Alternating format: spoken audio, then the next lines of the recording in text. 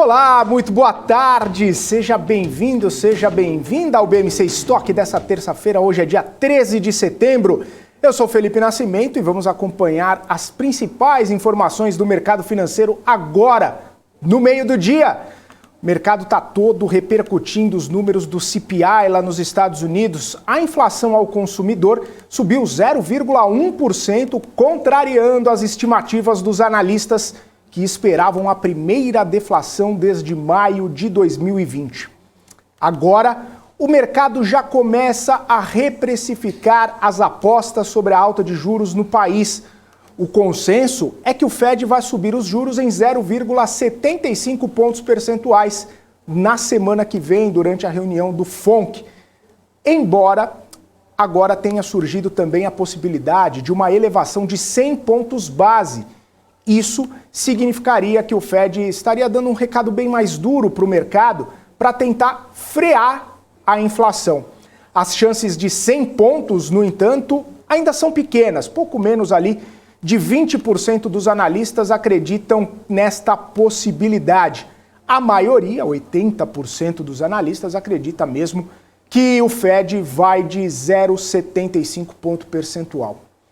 Depois do CPI, depois de mostrar toda essa inflação ainda acelerada, principalmente com um núcleo bastante acelerado da inflação, o núcleo da inflação americana é aquele que exclui combustíveis, exclui alimentos também.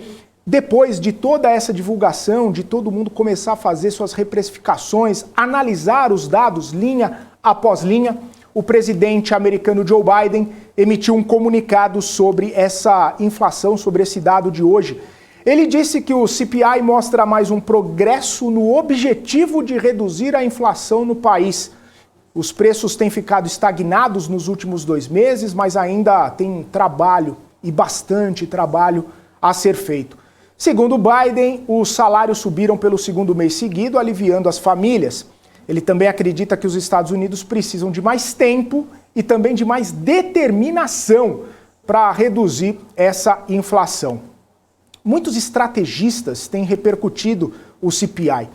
Segundo eles, a gente consegue ler vários relatórios, a gente tem acesso ao que dizem esses estrategistas. Eles têm dito que a ideia de que a inflação atingiu o pico foi dissipada com esse número que veio hoje. E agora, a probabilidade daquele pouso suave que o Fed vinha falando, ou pelo menos tentando transparecer na economia, essa ideia de pouso suave diminuiu e também a economia não vai conseguir sentir os efeitos desse pouso suave, talvez seja um pouquinho mais turbulento aí. E o temor pelo Fed mais agressivo fez com que o mercado retirasse posições dos ativos de risco. Isso, obviamente, tem penalizado as bolsas mundo afora. Principalmente, vamos dar uma olhada no fechamento da Europa, a Europa que teve um fechamento de bolsas bastante com aversão ao risco. DAX na Alemanha fechou em queda de 1,59%, FTSE no Reino Unido uma queda de 1,17%, FTSE no Reino Unido caiu 1,39%. As bolsas americanas estão mais aprofundadas, né? Nessa queda, tem quedas mais aprofundadas.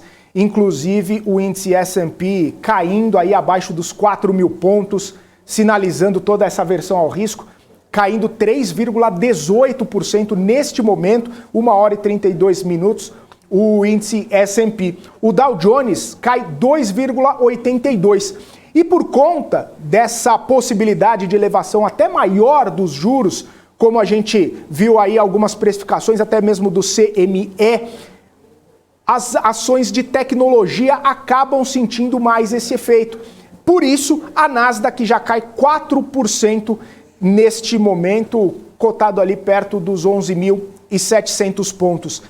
É um cenário bastante desafiador, é um cenário em que todos os analistas e estrategistas estão fazendo suas reprecificações para entender, né, como que vão se comportar os ativos daqui para frente e se vale a pena fazer investimentos ou colocar o dinheiro em ativos de risco. E se valer a pena, qual o nível que esses ativos devem obter para conseguir ganhos, para conseguir bons retornos. e fazendo aquele trade-off de ativo de risco ou ativo mais seguro, já que as treasuries americanas elevaram bastante os seus níveis, o bond de 10 anos, atingindo máximas, inclusive, no dia de hoje, logo depois dessa divulgação do CPI. Então, as bolsas bastante avessas ao risco. Falando do dólar, aqui, daqui a pouquinho a gente já vai olhar a bolsa aqui no Brasil. O dólar segue subindo 1,8% aos R$ 5,18. E por que eu falei do dólar primeiro? Porque também reflete nos ativos da bolsa.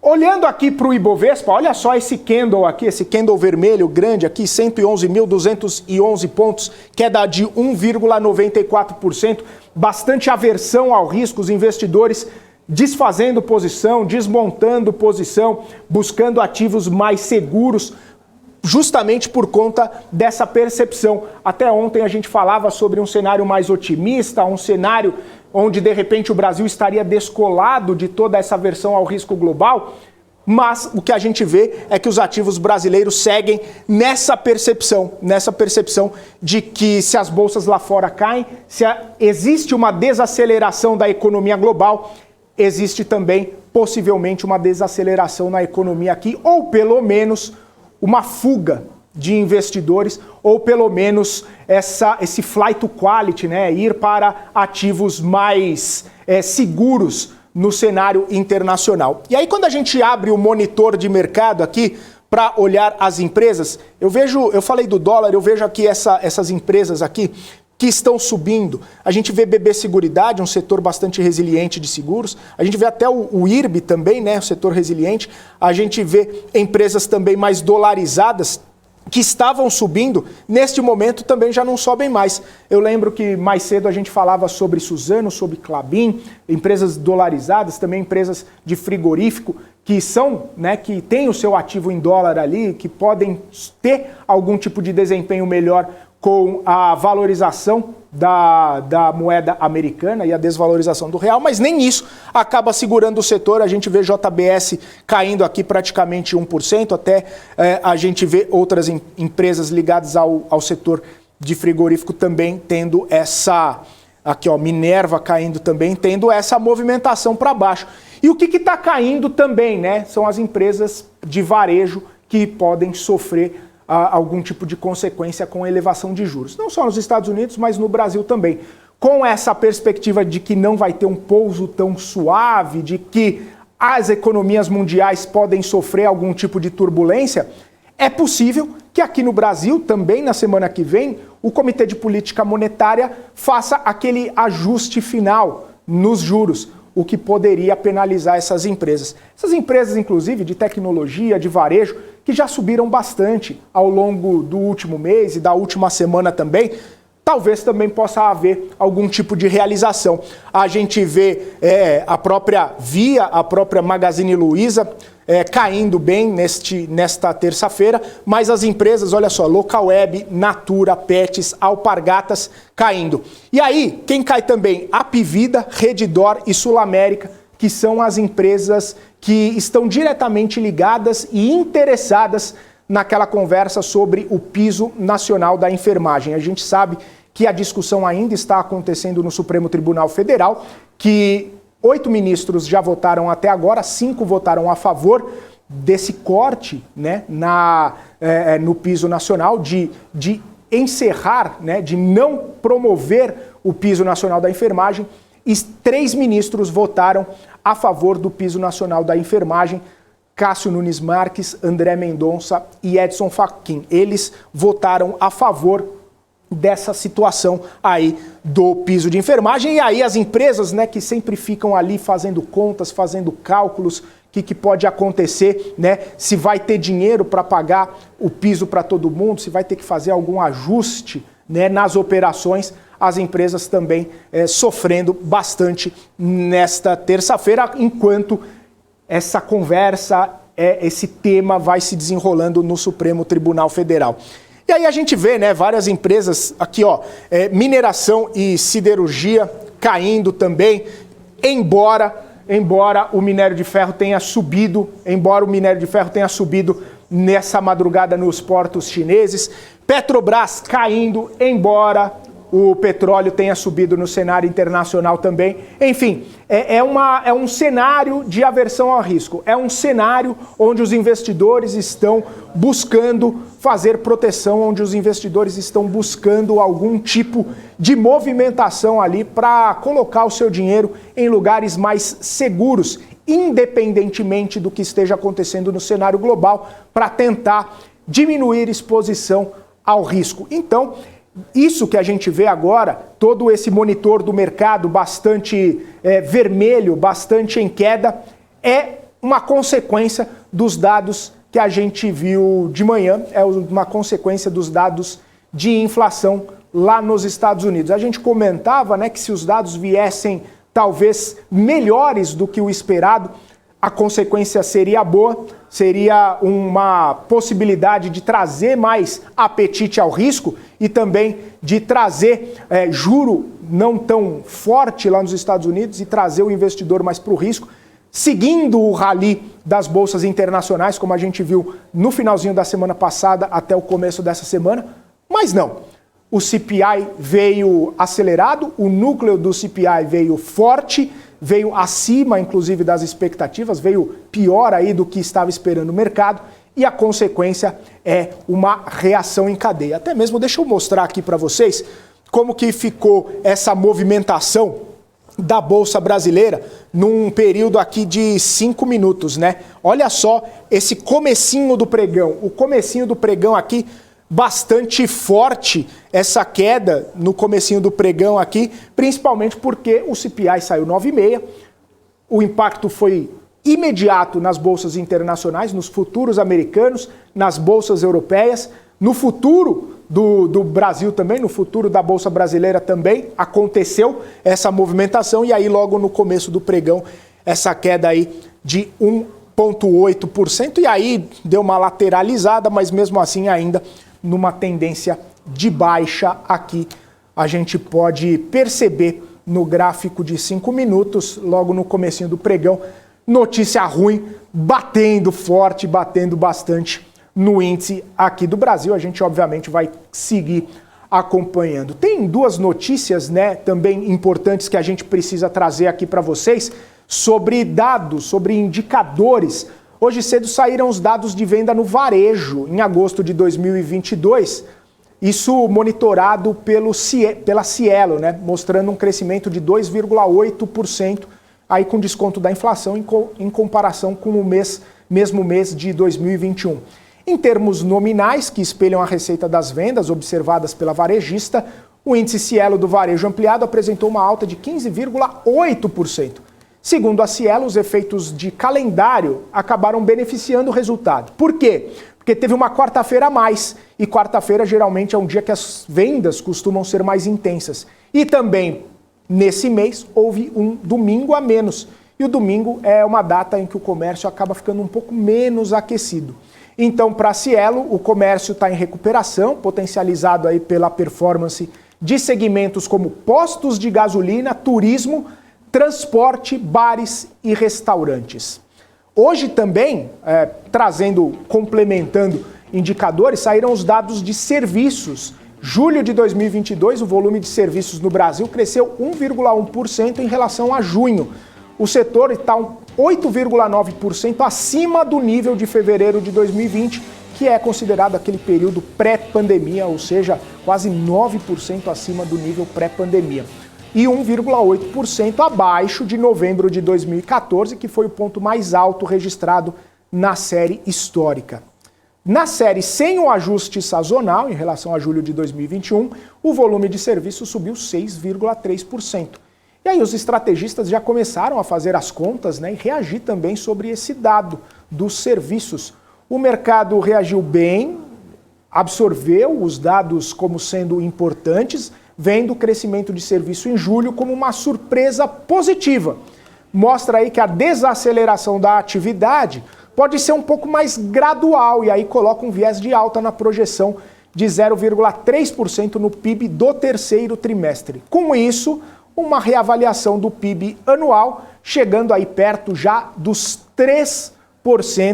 e não só os estrategistas buscando aí, ou pelo menos reprecificando essa alta do PIB para 3%, mas também a gente já viu grandes bancos, grandes instituições financeiras trazendo essa perspectiva de que o PIB brasileiro vai crescer algo em torno de 2,7% a 3%. Tem gente falando até um pouquinho acima ali de 3%, lembrando que no começo do ano a percepção de crescimento econômico do Brasil era entre 0,5%, depois de tudo o que aconteceu, depois de todas as mexidas e mudanças e surpresas positivas na economia brasileira, o PIB agora de 2022 crescendo aí, ou pelo menos na perspectiva de crescimento de cerca de 3%.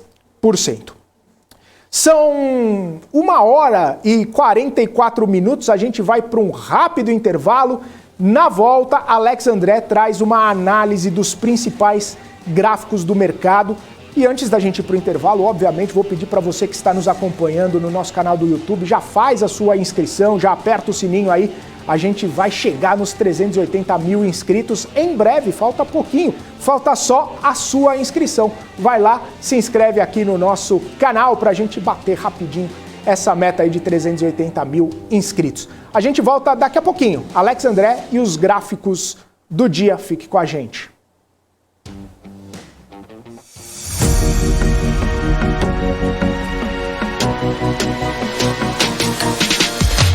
BMC News, informação que gera valor.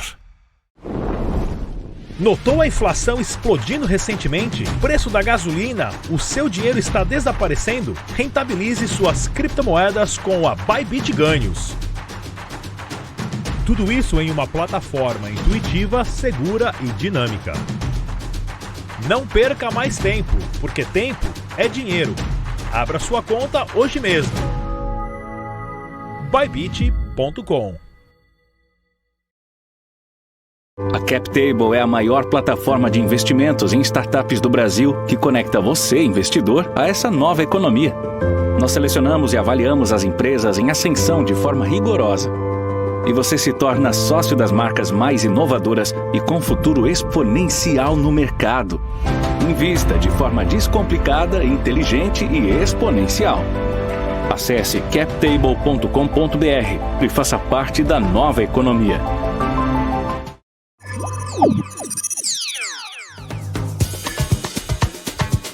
Já imaginou ter acesso 24 horas, de domingo a sexta, aos principais mercados globais? Para você poder negociar com a segurança e com a qualidade de um broker internacional com mais de 20 anos de expertise? Isso é possível, aqui na Active você pode!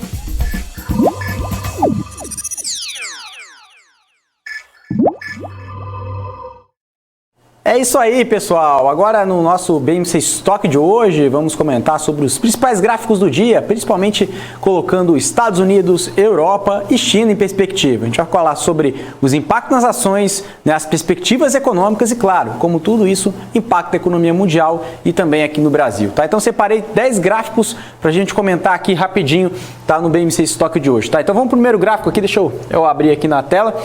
Vamos lá, o primeiro gráfico a gente vai comentar um pouquinho sobre a Europa, tá? Ou seja, a gente vai falar sobre a perspectiva de crescimento econômico, né? Ele mede por duas linhas. Primeiro, essa linha branca, ela mede tanto, né, o MSI na zona do euro, ou seja, a perspectiva, né, do índice na zona do euro, do índice, né, ou seja, de ações, vis-a-vis ali o IPS de revisões, ou seja, o Earnings Per Share, ou seja, revisão de lucro. O que quer dizer com isso? A gente está falando do índice de ações europeias medido pelo crescimento de lucro, ou seja, o IPS, Earnings Per Share, lucro por ação, né, o famoso LPA aqui no Brasil. Então, o que a gente quer mostrar aqui, pessoal? Depois da crise do Covid, tivemos uma recuperação em V, né, nessa linha branca, mas agora mostra-se, né, ou seja, que o IPS, seja, o lucro das principais companhias europeias, está sendo projetado para baixo. E a principal explicação é, claro, né, a questão do impacto inflacionário acima do esperado. Não só o número em si, mas também a perspectiva que isso deve continuar preocupando ao longo do ano que vem. E vários analistas e economistas já têm dito,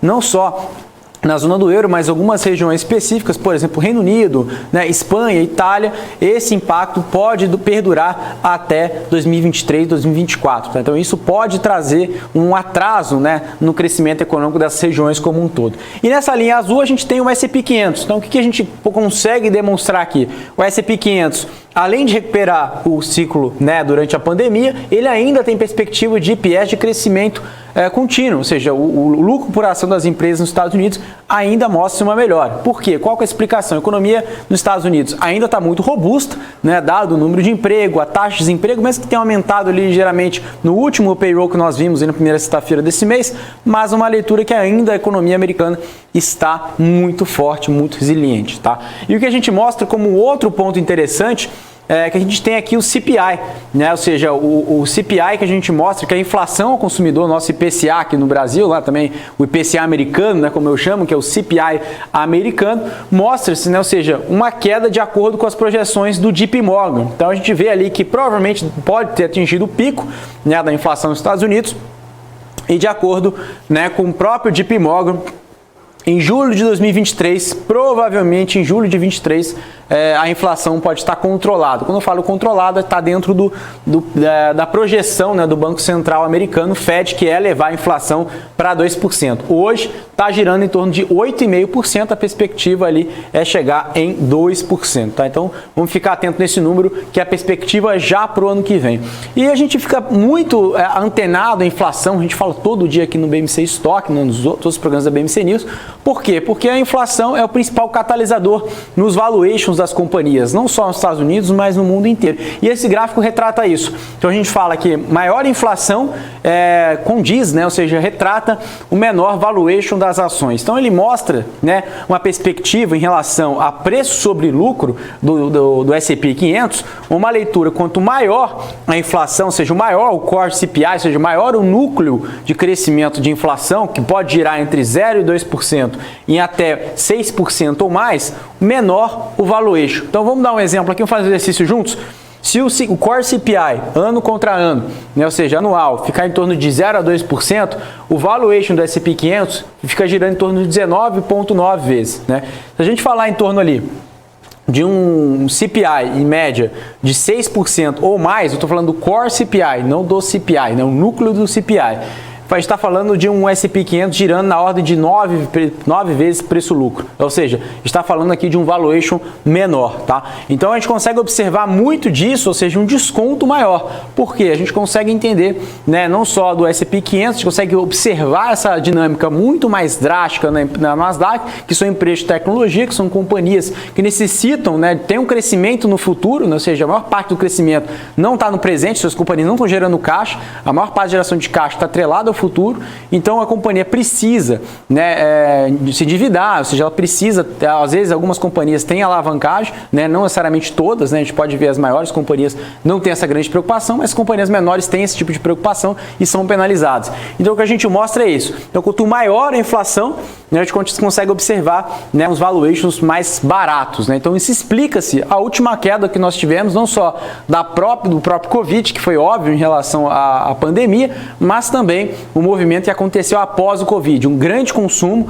né, os governos, né, o mundo incentivando, né, ou seja, cortando taxas de juros, influenciando o consumo, e foi um efeito inflacionário muito grande. Agora o mundo está realmente nesse ciclo, né, de aumento de juros para cortar esse crescimento econômico, para tentar diminuir essa inflação. Então por isso que a gente consegue ver essa inflação impactando, né, nos valuations. Agora a gente está em torno ali de 15 vezes preço-lucro num core CPI girando entre 4% e 5% nos Estados Unidos, onde nós estamos aqui, tá? Nesse exato momento. Então passando aqui para o próximo gráfico, que a gente vai retratar em relação o que os investidores têm feito. Né? Então a gente tem não só ações, né, fundo de ações nos Estados Unidos, né, como tem diversas classes de ações, como multimercados, hedge funds, né, mas também tem, né, os bonds, né, que são títulos, né, como se fosse ali as debêntures nos Estados Unidos, títulos de dívidas, tanto americanos quanto aqui brasileiras. Existem títulos de dívidas, por exemplo, os bonds da Petrobras, da Embraer, de várias empresas são negociados lá fora. O investidor também, pessoa física, consegue fazer, né, por exemplo, comprar um título de dívida lá nos Estados Unidos recebendo em dólar, né? Por exemplo, na Avenue você consegue fazer isso, tá? Só para dar um exemplo aqui. Mas o que os investidores americanos estão fazendo de forma relativa, não estou falando que todos estão fazendo, mas olhando um big picture, né? Uma figura. A gente tem uma linha aqui que são fundos de ações, então se a gente consegue ver uma venda marginal, né, de venda, deixa eu só passar aqui, uma venda marginal de fundos de ações, investidores correndo para fundos de bonds, né? Ou seja, fundos, né? Ou seja, ou até mesmo bonds, né? títulos, né, de dívida por parte das empresas americanas ou empresas que emitem dívida nos Estados Unidos. O investidor consegue, né, receber em dólar. Então, a gente consegue ver se essa troca, né, de fluxo entre esses dois ativos, né, esses dois tipos de ativos, equities e bonds, né, no curto prazo. Explica-se, claro, em relação a essa discussão em relação se a economia americana pode entrar em recessão. Esse indicador, né, de recessão nos Estados Unidos está girando em torno de 50% para o ano que vem. Uma grande discussão é: a economia americana está resiliente, como eu falei no começo do programa, sim, mas esse aumento de juros para conter a inflação, se esse crescimento, que pode girar entre 4% até mais de 4% na taxa de juros dos Estados Unidos, se pode sim impactar ou não o crescimento econômico americano de uma forma que pode levar a economia americana não só a acelerar de uma forma mais devagar, né, como isso está muito claro, mas até mesmo levar a economia à recessão. Então é uma discussão muito grande dos economistas e isso traz os investidores a alocarem em bonds. Tá? Aqui eu vou falar rapidamente, né, se a gente fala aqui da conta de energia do alemão, cresceu mais de 300% de 2021 até agora em 2022, principalmente em relação ao gás, né, a gente sabe muito em relação a isso, e a gente está falando se a energia cresceu 300%, na conta de energia por lá a gente sabe que tem um impacto muito relativo em relação à inflação, que vai continuar muito forte. Aqui esse gráfico que eu tenho do S&P 500 das empresas de tecnologia comparado à média dos anos 2000, quando foi a bolha de tecnologia. Mas ações americanas, né, Alex? As empresas de tecnologia dos S&P 500 caíram, mas se a gente olhar comparado com a bolha dos anos 2000, a gente pode observar que está em níveis relativos parecidos o que aconteceu nos anos 2000. Tá? Então acho que é um ponto interessante, lembrando que quando foi em 2000, antes do Covid, né, teve a correção do Covid e agora estamos ali próximo do nível dos anos 2000. Tá claro que é um patamar totalmente diferente. E agora nosso próximo gráfico aqui, eu vou falar em relação à China agora, né, o que a gente tem aqui em relação ao crescimento econômico. Acho que a China está muito claro, né, a gente tem muitas dúvidas sobre o crescimento chinês. Então a gente tem aqui um gráfico mostrando, né, uma queda, né, de IPS, ou seja, de lucro, lá na China, né, tanto ali que nós tivemos em 2021, né, 2022 e sendo projetado para 2023, ou seja, nos longos 3 anos, né, que foram passados, né, o ano passado, esse ano agora e o ano que vem, nós não temos ali de fato um crescimento de lucro nas ações chinesas, por diversos motivos que a gente já explicou em vários programas aqui, tá? Então, passando para o próximo gráfico, a gente vai falar também um ponto que talvez seja um pouco mais positivo, que foi negativo no passado, foi a questão do Covid, né? Um grande fator ali que pesa aqui no Brasil, as empresas siderúrgicas, as empresas de minério, né? Vale e outras companhias ligadas, que é a questão da política de Covid-0. Então a gente vê ali que os casos de Covid têm caído nos últimos dias, né, os casos diários, isso pode mostrar ali até um arrefecimento dessa questão ali dos lockdowns, né, que afetaram bastante. Na Europa agora, né, comentando aqui sobre a perspectiva, né, de equity, de entrada e saída, a gente vê um fluxo de saída muito forte nesse ano de 2022, que explica-se a questão que eu estava falando ao longo do começo do programa, né, a inflação muito alta, né, a conta de energia do europeu ficando mais cara, com o inverno se aproximando e nenhuma solução até o momento para isso resolver, a guerra na Ucrânia com a Rússia ainda continuando. Então os investidores saindo, né, de Europa, e até mesmo um grande exemplo, Ray Dalio, né, da Bridgewater, fez uma grande aposta, né, em short, ou seja, fazendo uma aposta de ações europeias contra ações americanas. Isso mostra muito nesse gráfico, pessoal, né, ou seja, porque as ações americanas podem sair mais vencedoras que outras ações no mundo. Aqui não parece muito bem, mas tem um gráfico com uma linha mais escura que está aqui logo abaixo dessa linha aqui. O que mostra, pessoal? O desempenho das ações americanas desde 1973, tá, até hoje, né? Ou seja, aqui, ó, nós temos aqui nessa linha mais clara as empresas americanas, com essa linha mais escura, não dá para ver muito aqui, mas a linha mais escura está logo aqui, né? Ela para aqui, que é as ações globais, tirando as ações americanas. O que mostra? Uma resiliência muito grande da economia dos Estados Unidos, né? Uma preferência do investidor, não só uma preferência do investidor, mas também das grandes companhias estão listadas, estão nos Estados Unidos.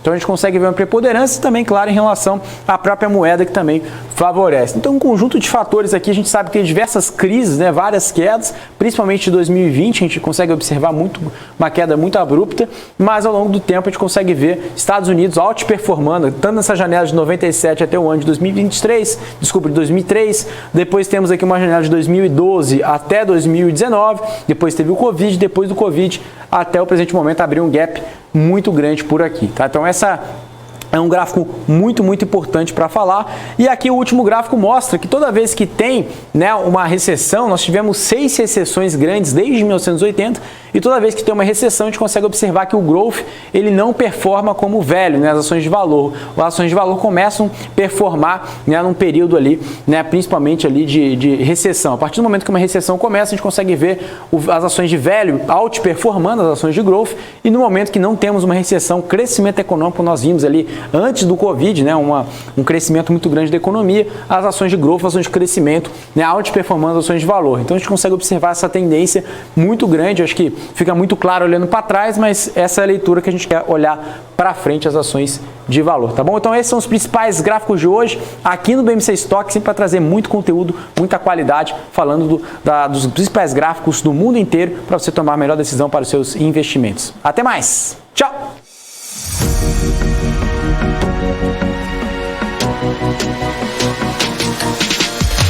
BMC News, informação que gera valor.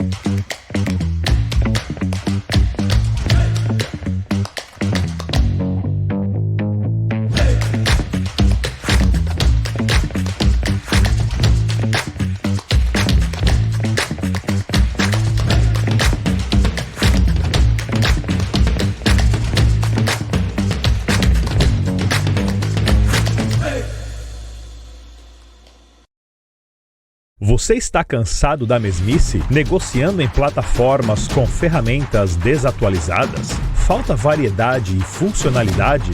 Aproveite nossa grande seleção de ferramentas de trade, baixas taxas de negociação, suporte em português 24 horas por dia, com mais de 200 criptomoedas disponíveis para trade e a facilidade de depósitos com Pix. Aproveite o futuro agora. Bybit. Abra sua conta hoje mesmo. Bybit.com. As empresas que fazem parte do seu dia a dia estão em uma das maiores bolsas do mundo, a Nasdaq. E a boa notícia é que você pode investir nessas empresas diretamente pela Avenue, sua corretora nos Estados Unidos. Com os dados das ações dos Estados Unidos fornecidos pela Nasdaq em tempo real, o cliente Avenue pode acessar diretamente as maiores bolsas do mercado americano. Entre neste mercado de tecnologia e inovação. Acesse avenue.com.br/Nasdaq e seja bem-vindo ao mercado global. Estamos de volta aqui, BMC Stock ao vivo, com os principais destaques do mercado financeiro aqui no meio do dia, 2 horas e 1 minuto. Vamos direto a Brasília conversar com a Kelly Cali. O Tribunal Superior Eleitoral prevê julgamento para hoje daquelas ações que contestam suposto abuso de poder econômico em razão dos atos do dia 7 de setembro. Entre os citados, Silas Malafaia e Luciano Hang. Quem traz as informações é a Kelly Cali, direto lá de Brasília. Muito boa tarde, Kelly, bem-vinda ao BMC Stock. Quais os destaques desse julgamento do TSE? Oi, Fê, boa tarde a todo mundo que está acompanhando a gente aqui no Stock.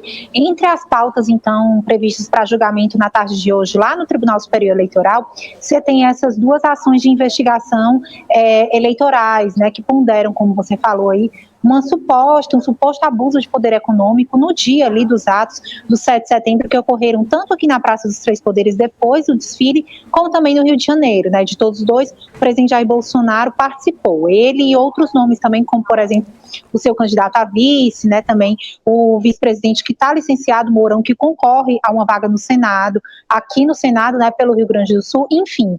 Mas aí a novidade é que tanto o Silas Malafaia, né? Como também o Luciano Hang, foram citados aí em uma dessas ações. Deixa eu explicar. Uma delas fala diretamente ali, contesta diretamente essas ações que teriam, né, ocorrido via os atos de que participou o presidente Jair Bolsonaro, tá? E aí pede também ali uma espécie de punição para o Diretório Nacional do PL e também dos partidos que integram a aliança, do qual faz parte, por exemplo, o Partido Republicano, tá? Então você tem ali uma crítica direcionada por parte da Soraya Tronic, que não foi ali uma ação cujo partido dela, União Brasil, entrou, né, foi ela mesma, né, ela é a autora da ação, questionando, então, se houve, né, na verdade, sugerindo que houve abuso de poder econômico e pedindo para que o Tribunal Superior Eleitoral julgue se houve, de fato, ou não, de acordo com as diligências, com as provas, né. Por outro lado, também, você tem a chapa, então, né, na verdade, a grande aliança do Brasil pela Esperança, né, o Brasil da Esperança, na verdade. É isso mesmo, Brasil da Esperança ali, de qual fazem parte, né, da aliança da qual fazem parte o PT, também o PCdoB e também o PV, né, eles contestam também essa suposta e esse suposto abuso de poder econômico, tá, mas aí colocam os nomes, né, tanto do Mourão, como também do Silas Malafaia, que é um grande apoiador do presidente Jair Bolsonaro, né, e também do Luciano Hang, que é também ali um grande apoiador do presidente Jair Bolsonaro e está envolvido naquele inquérito do qual está tratando o STF de um suposto indício também de golpe de Estado a partir de um grupo de 8 empresários, né, que ali disseram que caso o ex-presidente Lula vença as eleições, seria melhor dar um golpe de Estado, enfim, então o STF também faz aí essa análise, né, dentro desse processo de investigação desses 8 empresários, e o Luciano Hang, então, faz parte aí desse processo, né, visto que agora o Luciano Hang, pelo menos de um mês para cá, está envolvido em 2 inquéritos aí, né, tanto o inquérito do STF, porque ele estava ali, segundo as mensagens que foram trocadas, né, e reveladas, ele estava em meio aí a essa troca de mensagens ali atentatórias, digamos, né, segundo o STF, à democracia, e também foi citado aí pela composição da aliança do PT, PCdoB e PV, como alguém também que estava realizando atos incoerentes, incorretos, do ponto de vista aí, da lisura eleitoral, digamos assim, participando então desse suposto ato de abuso de poder econômico por parte do presidente Jair Bolsonaro e de outros homens que têm ali cargos políticos e concorrem a cargos eletivos, como por exemplo o Mourão, né, que tenta aí se eleger senador aqui com uma vaga pelo Rio Grande do Sul. Então, a plenária está ali marcada para começar às 7 horas da noite, né?